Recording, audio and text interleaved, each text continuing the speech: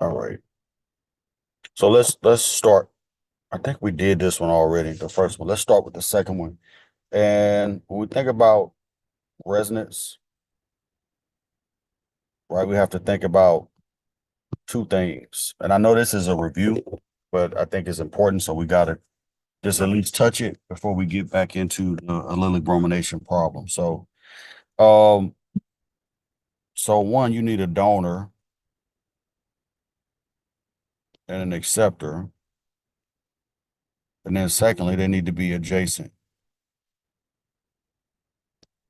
Right. So with this allylic radical, we can think about the radical itself being the donor and the pi bond being the acceptor. So you can see that they're right next door to one another. Same thing here. You have your donor here and then your acceptor here. So anytime you do resonance, this is a requirement.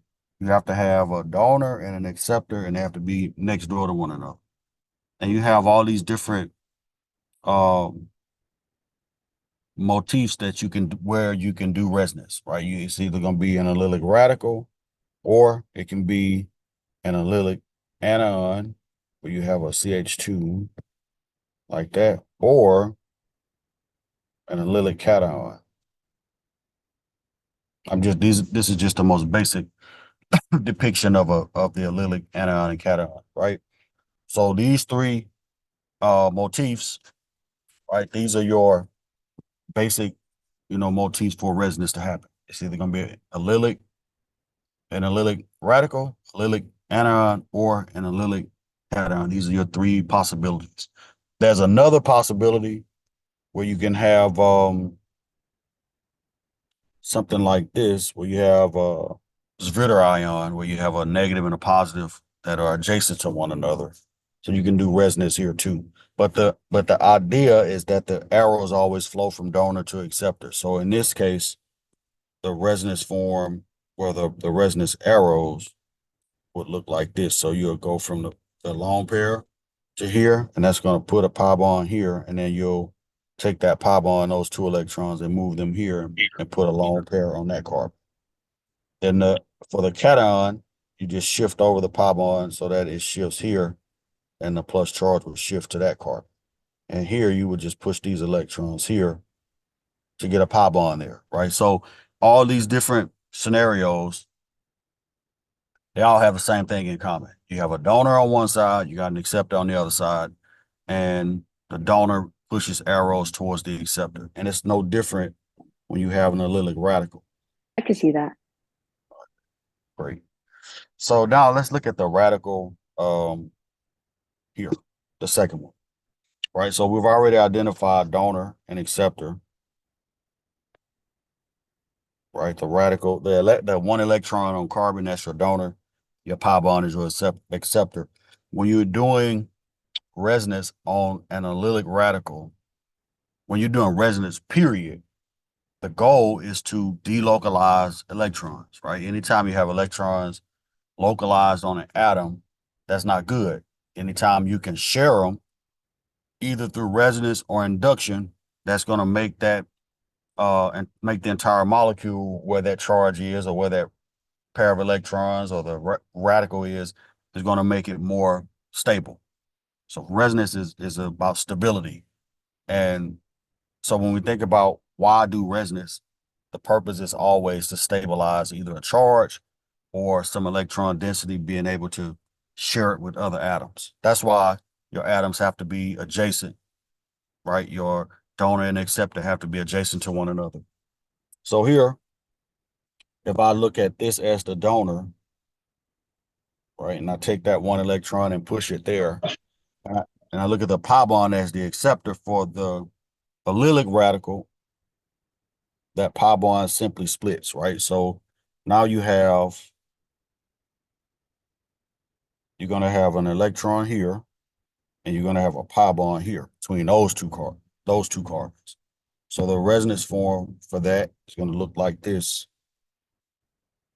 right? Notice I didn't touch this other double bond because it's too far away, right? I can't talk to that with that one electron because that pi bond is too far away. It's not adjacent. The orbitals can't overlap, so you can't share electrons, right? So now my electron is here, and my double bond is here. So now you can see the same pattern. You have your radical here, and then you have your pi bond acceptor here, right? Well, how would you show the next resonance form?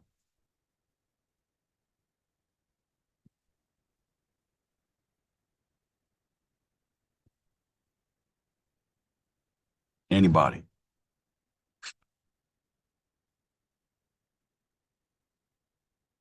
Where would you start? Where would you end?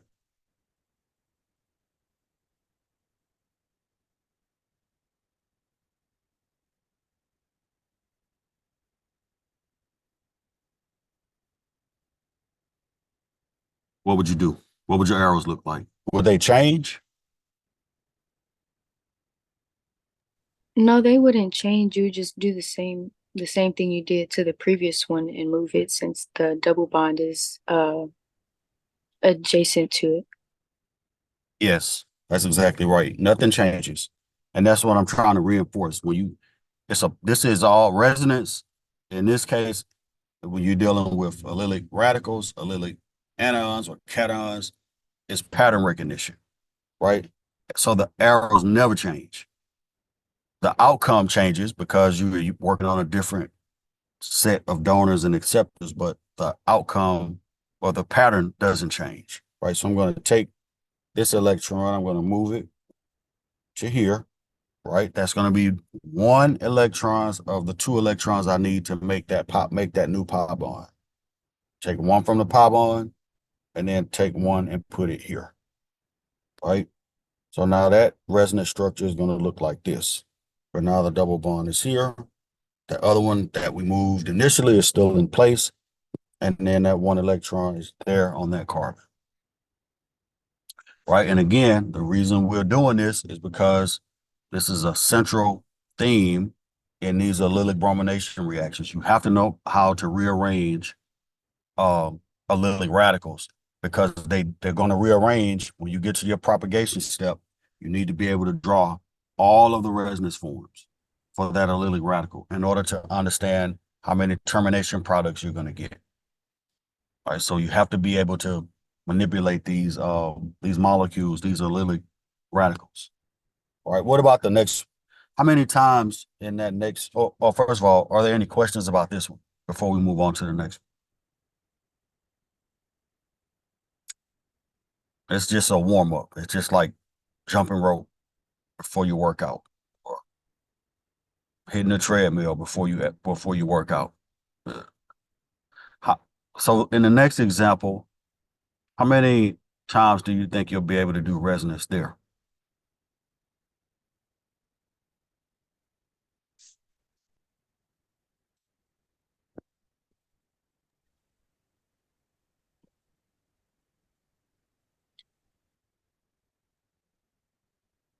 Do you see the first Is it, opportunity for it? Go ahead. Come on.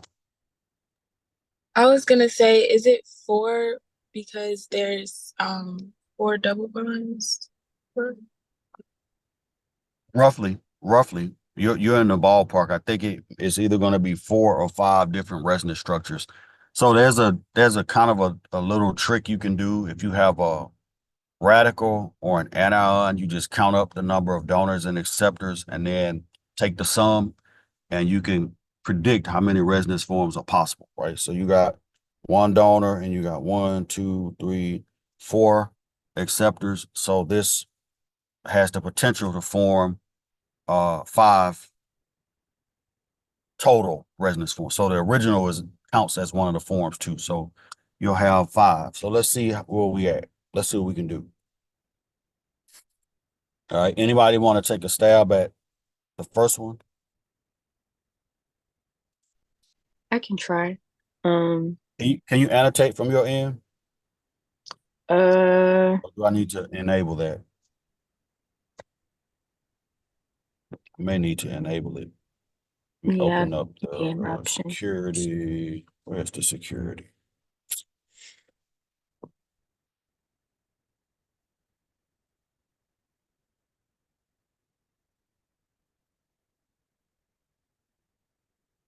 Oh, it's enabled already. Do you see a little pencil on your toolbar that says annotate?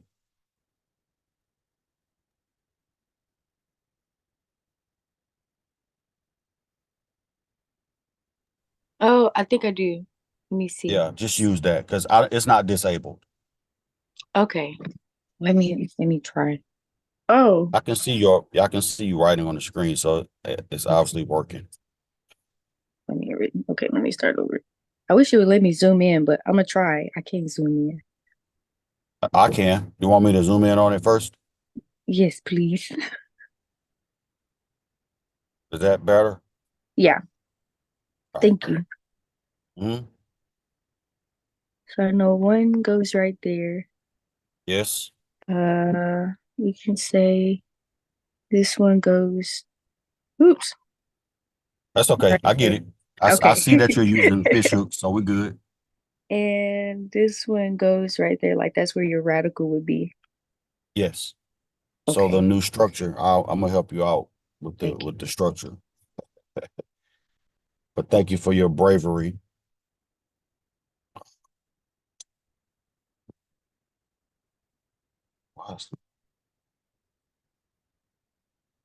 So then your new structure, your resonance form is going to look like this, where the double bond is here, the electron is here, and now that's actually conjugated with the pi system. Oh, shucks.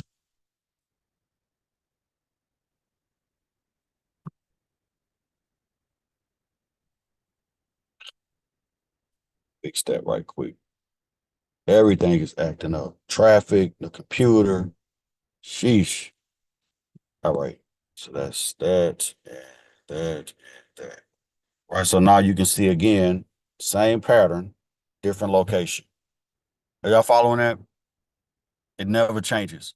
Once you identify the pattern and once you identify the motif, whether it's a allylic radical, a allylic cation, a allylic anion, once you identify that, the arrows don't change, right? So I'm going to leave that. I'm going to leave that because I don't want to spend the whole class working through one example. I'm going to leave that for you to finish. So you have the first resonance form. You can draw the other three or four. Let me see. One, two. There'll be three more. So you could draw the other three resonance forms. All right. Any questions about resonance? I know this is the reason I'm doing this though, is because it's typically a sore spot for a lot of students who, when you come from part one, it's one of the first things you forget is resonance. But it's really one of the more important concepts to have and one of the more important tools to have. So can't forget it because it never goes away. Resonance, arrow pushing, functional groups, naming, it never goes away. All right. Are we okay so far?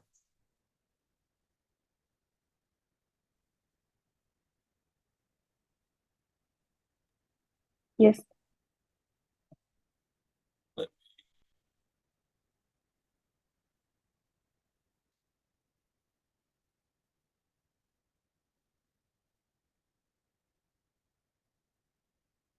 This thing is funny. I'll clean this up before I post it, so don't sweat it. Um, let's get the other example from another example from the Adobe document. Go back to here.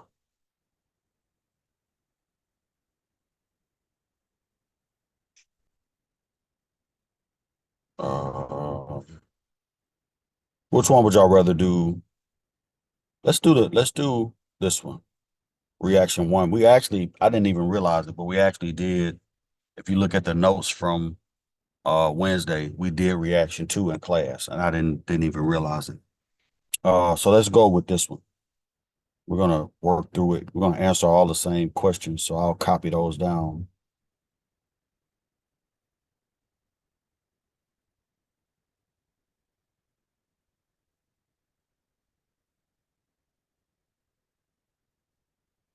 All right, let me go back and copy those questions down too from the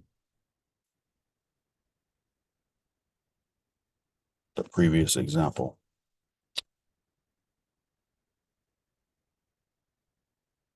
because this multi-part question. This is how you'll see this on an exam. It won't be on the exam today, but this is how you'll see this framed up.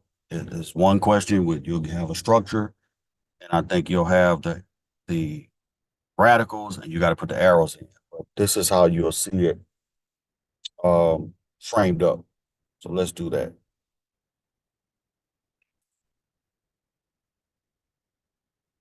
I'm gonna put the questions on this page.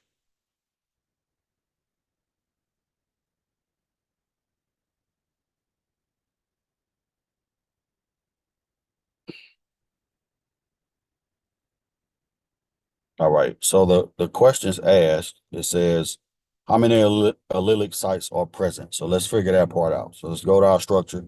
What's the definition of allylic, and where are the sites that we would consider allylic? Keep in mind on this structure, right? It's not shown. There is a hydrogen here at this vertex, right? And then you can see the CH3 at the terminus on the other end. So question number one, how many allylic sites are there?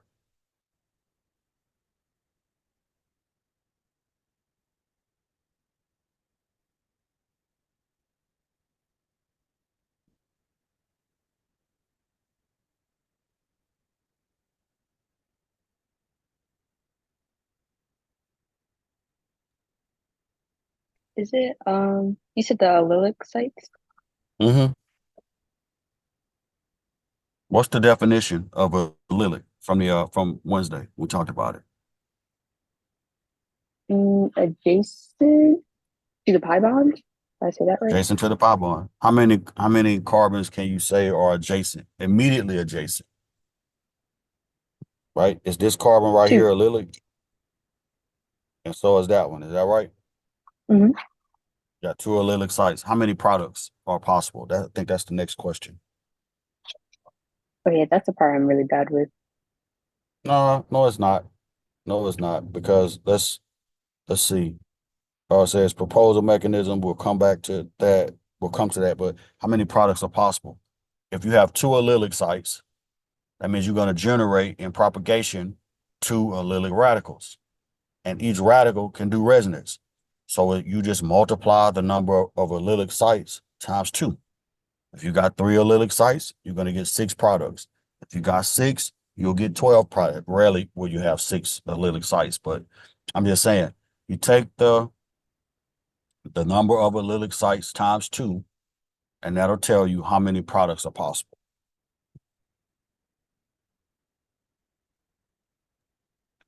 So in this case, we'll have four. You got a possibility of four products.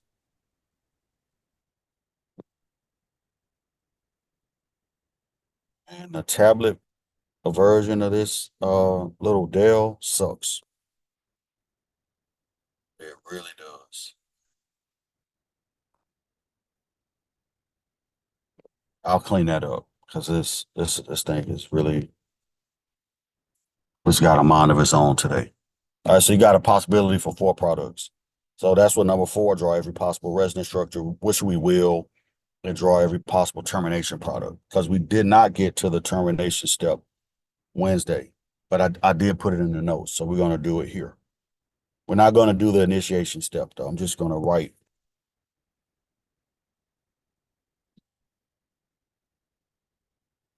I.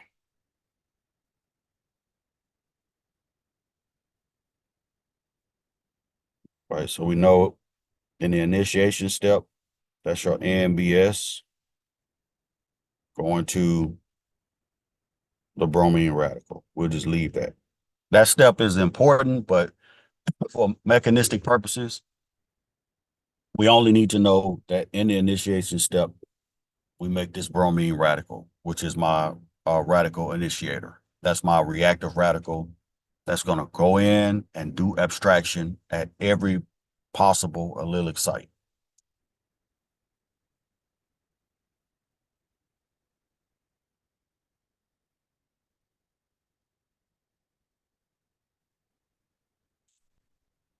Oh my gosh. I should write a review on this tablet, on this PC, laptop, whatever it is. This sucks.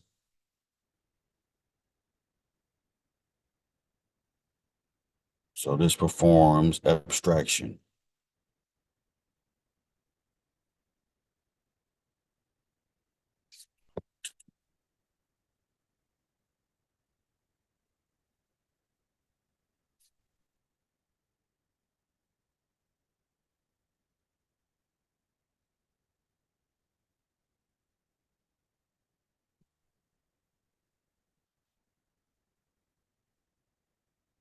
Need to send it to the back, but I can't.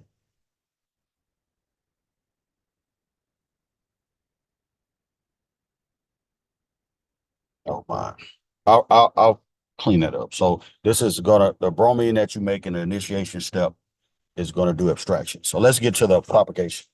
Now, on Wednesday, what do we say happens in propagation? Reactive radical formation. Reactive radical formation. Excellent.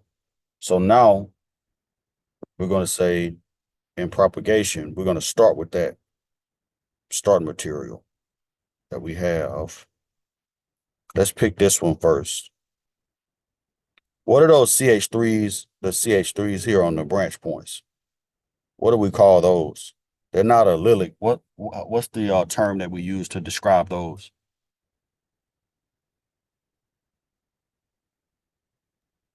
Anybody Vanilla? remember? Huh? Was it vanilla? Now, vanillic would be the protons that are here on your double bond. Those are homoallylic. Homoallylic. All right, so let's see. So it's this plus bromine.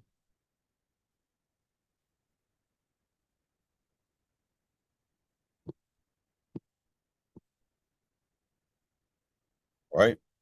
Now, with the abstraction part, what's happening here? What are we doing in propagation? What does abstraction mean? Anybody? The removal of a hydrogen atom. Removal of a hydrogen atom or a hydrogen radical. That's exactly right. Thank you. So I'm going to supply an electron from bromine, which is going to facilitate the homolytic cleavage of that CH bond. So I'm going to break this and I'm going to give one electron to carbon where that hydrogen is bonded to, and one electron is going to leave with hydrogen.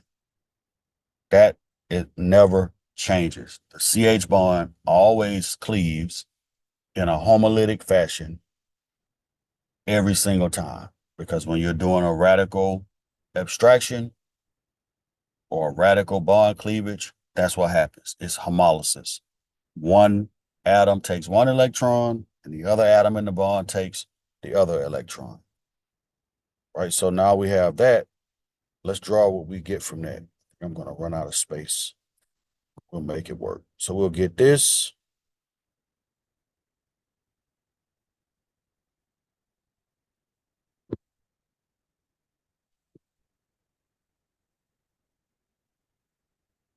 Is that right?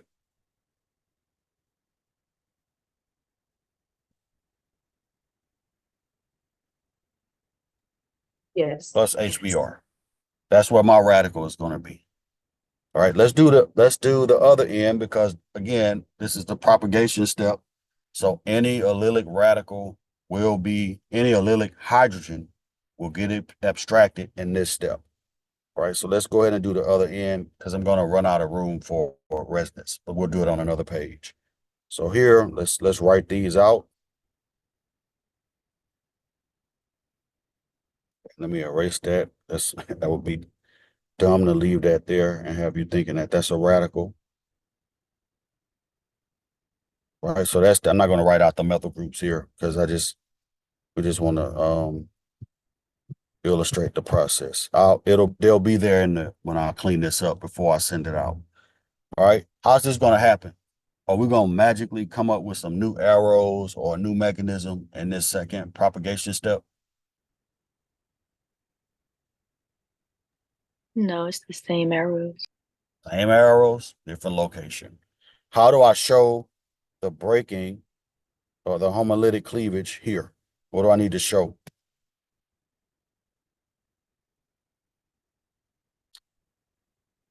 How's that bond gonna break? Is it gonna break any differently than the bond in the previous example?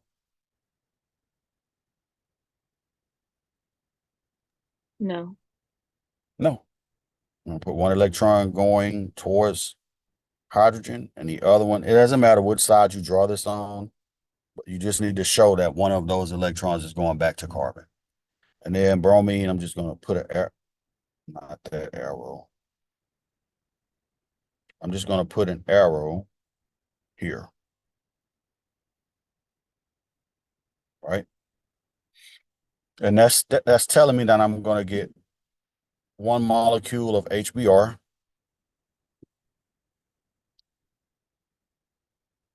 And then I'll have this new radical.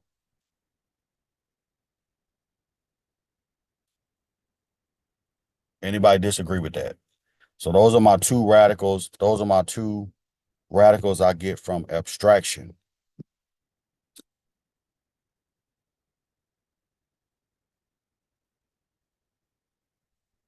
All right. Any questions about that? I will have room for resonance. All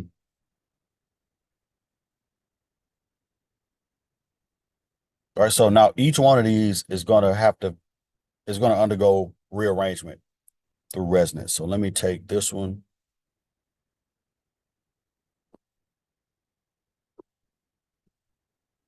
Sorry about the noise.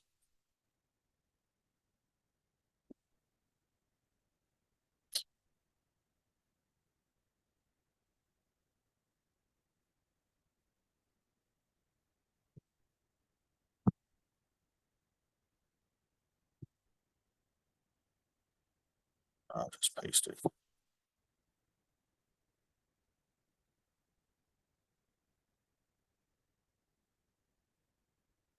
Well, this is one of my radicals that I'm going to do resonance on. And then let me get the other one here and let's do the same thing. Just lasso it.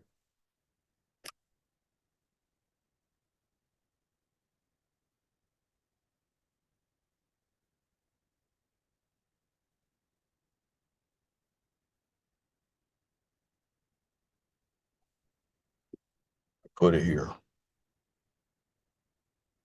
All right. Now we're ready to actually show the resonance. So what would you do here? Where's your donor? Where's your acceptor? What are your arrows going to look like?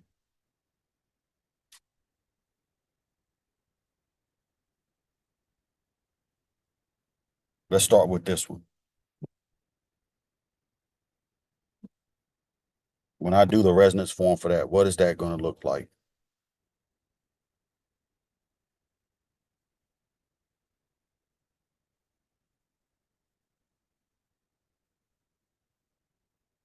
Magic? You would Is it magic? no, you would We got a process. Go ahead. you can draw the arrows from the double bond to the carbon with the two hydrogens because that'll be the other two atoms that carbon needs to have a full valence. I think. Yeah. And then you You move. want to do this Yeah. like that? Yeah. Can you This? well moving the Aren't you going to radical have to to the other move that pi bond? yeah. So don't you want to do that and then that? Remember that pi bond that's next door is always going to split. Half of it, one electron is going to go towards the radical, wherever it is, and the other one is going to go on the other carbon in the double bond. So that electron is going to change positions. It's going to go from where it is to the other carbon that's in the alkene next door. Okay. Are you following? Yeah. So that's going to look like this now. Instead of the double bond being where it is, now the radical is going to be here and the double bond is going to be on the end, shifted. Okay, yeah, I see it. It doesn't change. And that's what I'm telling you. Once you recognize the pattern, the arrows always stay the same. Right. So now I'm gonna do the same thing here. Boom, take that. So now I want to shift the pi bond over to the right and then take that last electron in the pi bond and put it on the carbon there on the end. So this resonance form now will look like this.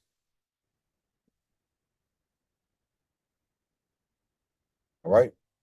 Questions about that?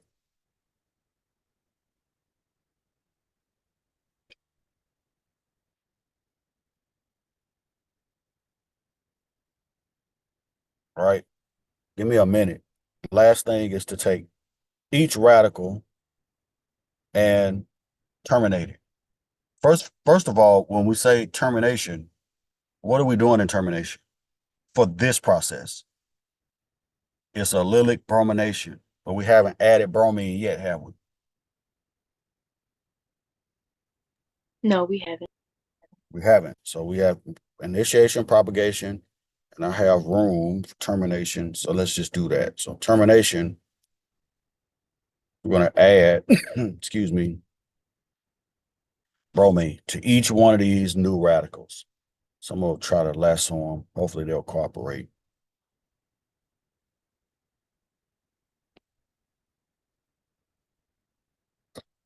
And it didn't.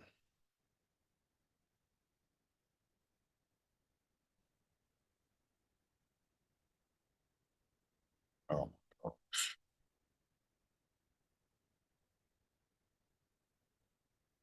It'll be faster just to redraw it. I got a bone to pick with Dale. So let's take all four of these. This will be in proper form when you get it on canvas. It'll be cleaned up. So that's one. This is one. No, that's the same one. This is one of your radicals. And then, of course, the two we started with, which was this one.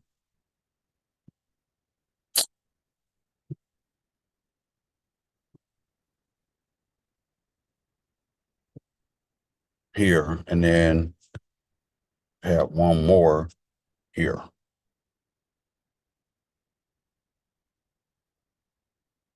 Where the radicals on that carbon. All right. Each one of these now in termination, I'm just going to add a bromine.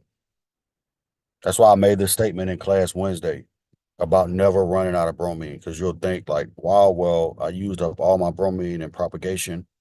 In reality, you never use up all your bromine because you have 6.02 times 10 to the 23rd molecules of bromine of NBS, which will produce, several trillions of bromine atoms. Well, not even trillions, more than trillions. All right. So you'll never run out. That's the point. So I'm going to show this first step and the second one. I want you to finish the last two. All right. So how would I show a bond being made homogenically between bromine and the carbon where the radical is? So that's what I'm doing in this step. In each one of these steps, that's what I'm doing. I'm adding bromine. How would you show that with curved arrows?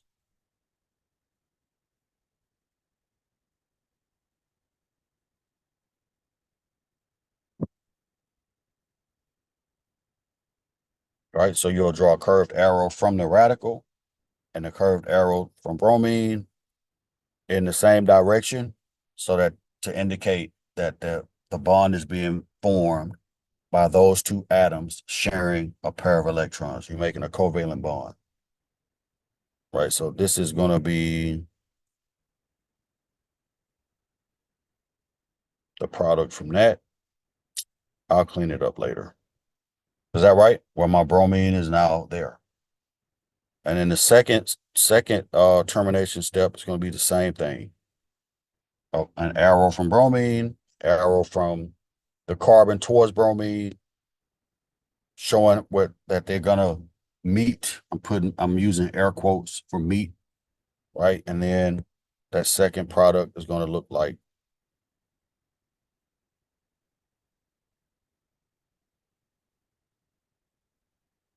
like that. And then the third product will be the same exact way.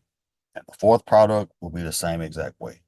So we'll pick this up Monday because I know we're a little over time. And I do apologize for the last minute modality change, but there was no way I'll be in class on time with that accident. So I apologize for that. I'll clean the notes up and post them to Canvas, and I'll also post this video as well to YouTube. So you'll have a link to that. Any questions before we sign off? Yes.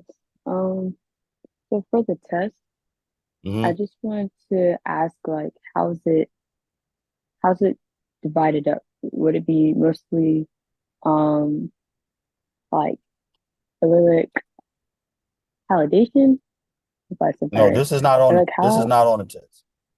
the one that we're learning right now. Allylic Yeah, this is not on the bromination is not test. on the test. Test is Okay. stereochemistry and alcohol conversion to alkyl halides. Those two topics. Okay. This isn't about the exam or anything, but all of my assignments on Canvas are locked. And I was wondering if they Yeah, were going. I'll open them. I'll open them back up when I get to my desk. Okay, thank you. I'm now sitting in a gas station parking lot teaching chemistry. I feel like well, never mind. No, I don't. I feel dedicated.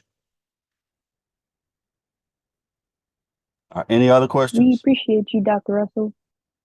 I appreciate y'all being flexible. I'm gonna have to start like checking traffic before I leave home because there's some alternate routes I could take, but they take longer. Today would have been a good day to take one of those alternate routes because, yeah, an hour and 20 minutes to get up Vaughn Road to 85.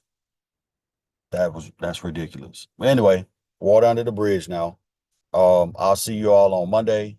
I'll unlock any locked homework assignments and quizzes so you can finish all that stuff. And then, excuse me, and then Monday we'll keep pushing with this, finish it, and then we're gonna start organometallics, which is the next section after this. All right. Any questions about anything before we go?